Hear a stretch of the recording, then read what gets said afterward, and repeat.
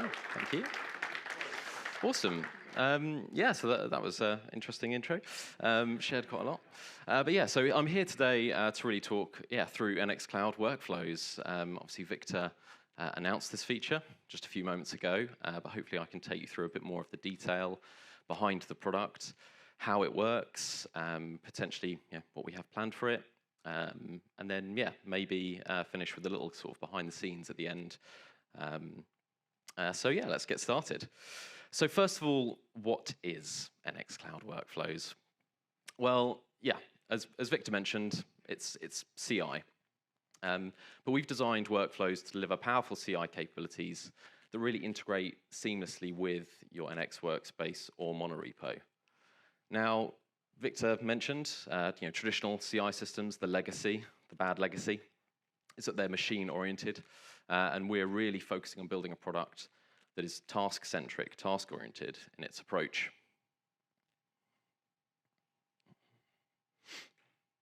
Of course, an initial use case for this, probably one of the primary initial use cases, is enabling an easier way to do distributed task execution, or DTE for short.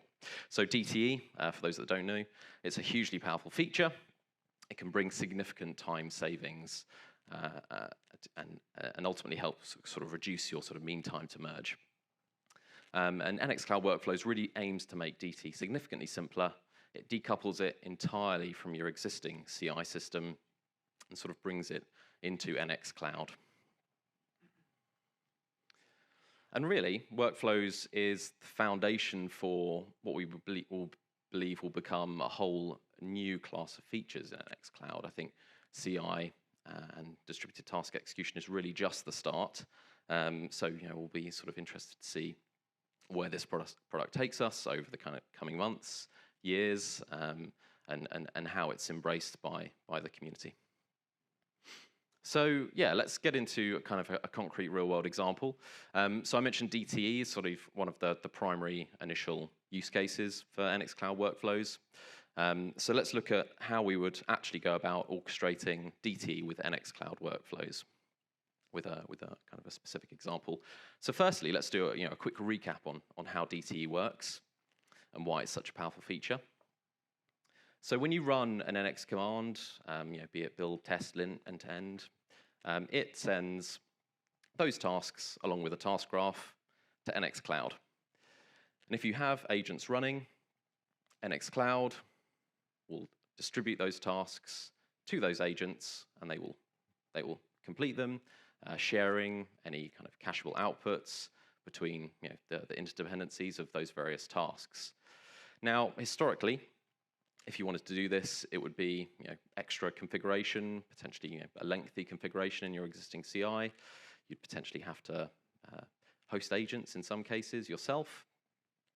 But with NX Cloud Workflows, this is brought entirely into the NX Cloud infrastructure. So it greatly simplifies things. It means that there's not a lot of costly time time and resource required to kind of get set up with DTE. But obviously there's a bit more to it than that, because an agent isn't really just the sum of its tasks. Before the agent can even execute anything, it has multiple steps it needs to go through, which will be specific to your project. But typical examples are setting environment variables required for tests, things like that, checking out code, restoring a node module's file cache potentially, or other kind of cached file system operations, and then installing dependencies. And it's only then that the agent can start to be allocated tasks, complete them. And even after that, there might be additional steps post running the tasks, like cleanup, storing back to a cache, whatever. Now, every one of these sorts of patterns is, can be unique to your project. And whilst we can provide kind of cookie cutter style templates that you can use for those common setups, you sort of need the ability to tailor this to your own approach. And that's where NX Cloud Workflows comes in. It provides a pretty familiar framework for defining these steps. So let's take a look at what one actually looks like. So workflows can be defined in YAML or JSON. We're introducing a new directory, so .nx/workflows, under which will be home to all of your workflow definitions. And this is an example of a workflow definition. It's pretty straightforward, so let's kind of step through it. So we have a name for the workflow, pretty straightforward. We have the maximum parallelism that's allowed for the workflow. We have environment variables, which can be set. It's worth noting here that envars can be set at the global level for a workflow, or they can be exposed to particular steps by setting them at the step level. Additionally, we have support for substituting secrets. So part of the work to build out our support for workflows, we've added the ability to store environment variables and secrets under your workspace on NX Cloud, and they're stored with AES encryption. We then have the trigger for the workflow. So workflows are trigger-based, event-based. So we can specify multiple triggers that would define when this workflow should actually be started. So in this case, it's a workflow that triggers on DTE start, and it's filtered to main branch only. And then we have the actual steps, the sort of the core part of the workflow. So this is an array of steps. Each has a name. So we have a pretty typical checkout, yarn install, and then running the agent. But it's worth noting here, so for the checkout step, we're using a predefined template. And we've built out a framework for creating reusable steps that can be shared between workflows to prevent sort of lengthy inline scripts being needed. So let's look at kind of examples of how those step templates work. So the first example is a JavaScript-based template. So the core step is defined through a YAML definition file, which defines the runtime that it uses, in this case, Node.js, and then a main and a post script entry point.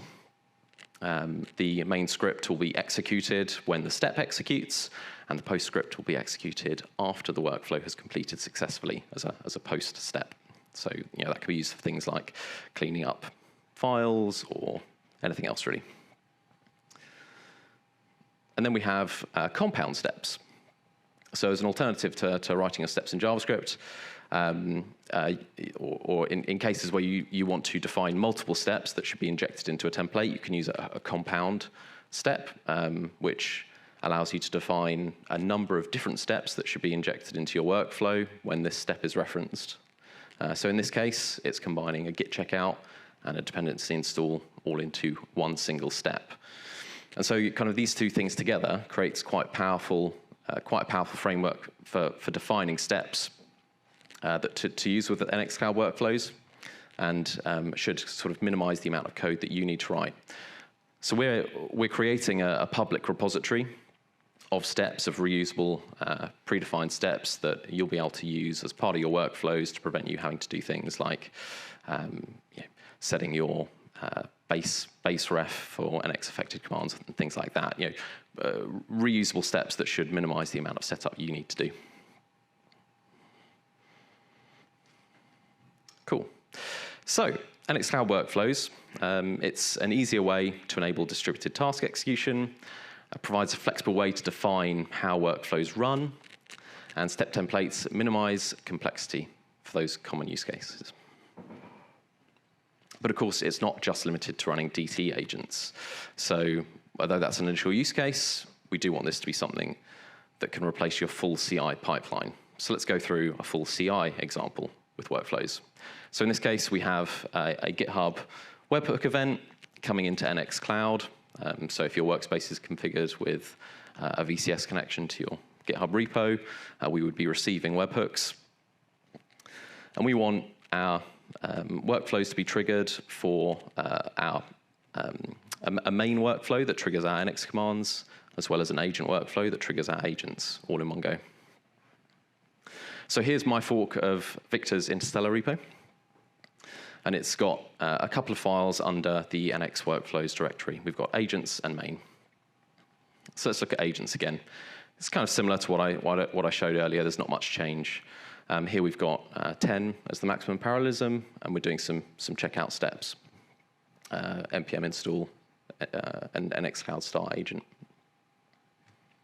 And then we have the main YAML. If we look at that in a bit more detail, we have the event being a pull request in this case. It could also be just a commit to main as well. And then we're using, we're doing our git checkout, our npm install, and then running some affected commands in parallel with each other. So one thing to note on here is that we're also specifying a resource class. So in our kind of public cloud for NXCloud workflows, we'll support different resource sizing for instances. And this sort of alludes to that. I'll talk a bit more about it later in the talk, but this one specifies Docker, Linux, AMD 64. So that's the executor, platform, and architecture, and then a small, which denotes the number of CPUs and memory it would have. So if we look at a slightly sped up view of this, we have obviously our logical, our task-oriented view of CI as it completes. And then we have sort of this cascading status for each agent. And we see the agents running, the main job running. And then on the right-hand side, we have the status of each individual agent. Of course, if you want to drill down into a particular output from one of the agents, so for example, you're debugging an issue, you can drill into the logs. Logs are streamed in real time on demand from instances running the workflow. So we have a gRPC API running on each workflow executor that can be requested to stream logs in real time. Or alternatively, after the job's completed, you could just view the full output. Cool.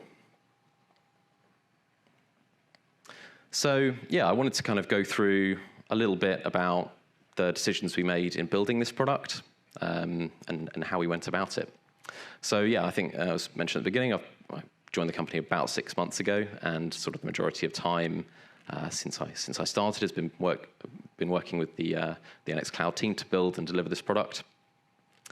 So the system architecture, we decided to kind of give a little bit of a background. So NXCloud in its existing state consists primarily of the NXCloud UI, NX API, and an application database. There's a myriad of other components there, but those are sort of the primary things that we need to worry about. NXCloud Workflows sits as a completely separate set of components, and it's intentionally decoupled from NXCloud, and there's a number of reasons for this. All the communication between NXCloud and NXCloud Workflows goes through a gRPC API.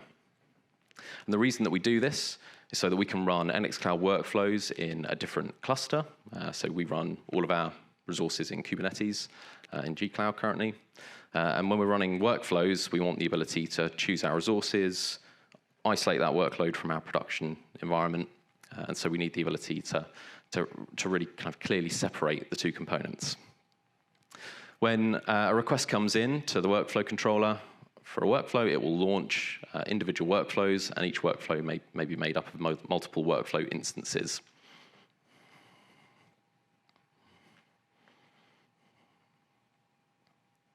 So scheduling in Kubernetes is the currently only supported scheduler. So I mentioned that we run a separate cluster for workflows.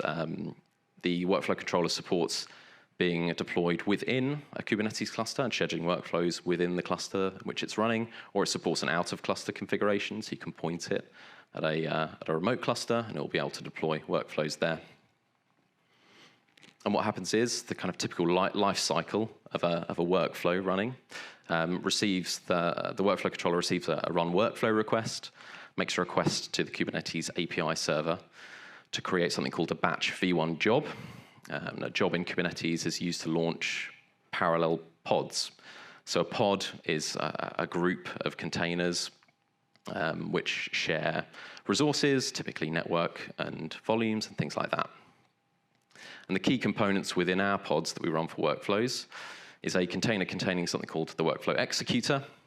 We also support deploying what we call sidecar containers alongside the executor. So typically this would be used for situations where you need things like Docker for your tests, or other services. You could launch MongoDB as a sidecar if you want to use that for integration testing or whatever. A workspace volume is mounted on all of the containers, and that's the shared volume that all of the containers will use, so when your code is checked out, it's checked out into the workspace volume. Docker has access to it. Your other sidecars have access to it as well. The workflow executor then goes about executing your steps, and it uses a gRPC API to push that back to the workflow controller. Let's zoom in on the workflow executor a bit, because that's, I think, where the sort of interesting stuff is actually happening. So if we focus in on that container, the executor, which is written in Go, receives a workflow and starts executing it. This is fundamentally running processes, executing shell commands in many cases. And as it's executing those, it's capturing their output, buffering their logs, and streaming that information through a set of updates back to the controller, which gives us real-time updates on the status of the workflow and the ability to on-demand request logs from any step. But interestingly, the workflow executor is also a server in its own right and exposes its own gRPC API. This allows interesting things like distributed locking to coordinate between other executors. File system caching operations are all done via this gRPC API. So when you need to do things like requesting a restore of your node modules, your step can make a request to this API exposed by the executor, and it will handle installing node modules into the workspace for you. And the same thing for storing it back. It's done via this gRPC API. And actually, that's a really good example of where distributed locking is used. In the case where we have massively parallel workflows and they're all performing npm installs and then trying to store that to a cache, we need to use distributed locking to prevent duplicate work. So if you have 100 agents and you only want one of them to store back to the cache for their node modules, they can use this distributed locking to coordinate and ensure only one of them actually stores back. That is kind of a primitive that could be used in many other cases as well. So if there are particular operations that you want to only happen once, or things that you want to happen in lockstep between executors, that's where locking can come in and be quite useful. And then also doing things like setting step output parameters. That's another thing that is facilitated by this gRPC API. So for example, if one step needs to output something into the environment for another step to consume, that's again done by gRPC. So the supported platforms currently, because we've built out the Kubernetes scheduler to date, we support Docker-based executors, so any Docker image can be used as a build image. We have our own build tools image, which has everything we need for our workflows as part of our internal projects. But you can use a public one or roll your own. And we can support Linux, AMD 64, and Linux ARM 64 platform and architectures pretty easily with Kubernetes. Where the slight additional complexity comes in is with Windows and Mac OS. So that's currently in development, and we'll utilize a sort of a cloud VM-based scheduler that will schedule within the cloud provider of your choice. But you can also just run instances of the executor and self-host them if you want to run on your own bare metal or on your own services. And then coming back to the resource class that I mentioned earlier, we have a range of resource classes that we support for sort of right-sizing the agents to your particular workload. So anything from 1 CPU and 2 gigs up to 10 CPUs and 20 gigs of memory. And all of this is allocated dynamically at the time that we need it through Kubernetes and a horizontal pod autoscaler, which gives us the instances we need from the cloud whenever we need them.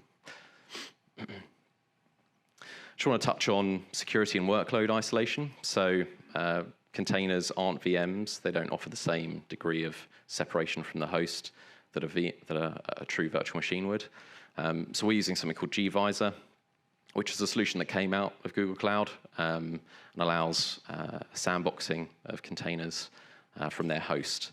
And it basically works by re-implementing a lot of the system interfaces. Any syscalls that you'd be making would be going through gvisor and being filtered. And this minimizes risk. It's been pretty battle tested. It's in use within Google Cloud for a lot of their cloud functions and things like that. Cool. So, NX Cloud Workflows, really, it lays the foundation for sort of a whole new class of features. CI capabilities that integrate seamlessly with your Monorepo. It's just the start. we've been intentional in naming the product workflows to convey that the goal of this system is to automate the processes that your projects need to be successful. Today that means CI capabilities, but tomorrow it could mean CD capabilities, or as an example, the ability to launch and expose a serve target for some sort of acceptance process, or anything else really. One thing that Victor mentioned in his talk was around the concept of dynamically sizing the pool of agents based on the set of tasks. That's sort of a fairly low-hanging fruit for this. Another idea is to also do vertical dynamic scaling, so bucketing tasks based on their resource usage and consumption, and allowing all of the cheap, fast, low-resource tasks to run on a small set of machines, whilst you reserve larger resources for the more intensive, exhaustive tasks as well. So this concept of supporting both horizontal and vertical scaling. So when can you start using workflows? So yeah, as you mentioned, it's going to be invite only for enterprise initially. But yeah, in due course, we'll be opening it up and starting a public early access as well. So yeah, we'll have to watch out for that. So yeah, in kind of summary, I think NX Cloud Workflows is really sort of the beginning of a new chapter in NX Cloud. There's a lot of capability that this is going to allow and provide for us. I think we're going to look to users of NX Cloud to really help us decide where this product should go and how it should evolve and what we should prioritize. But I think hopefully from day one it should be something that allows you to drive real value and should make it a lot easier to do things that can be tricky like DTE and stuff like that. Okay. Cool. And that, yeah, that's it from me. All right. Thanks.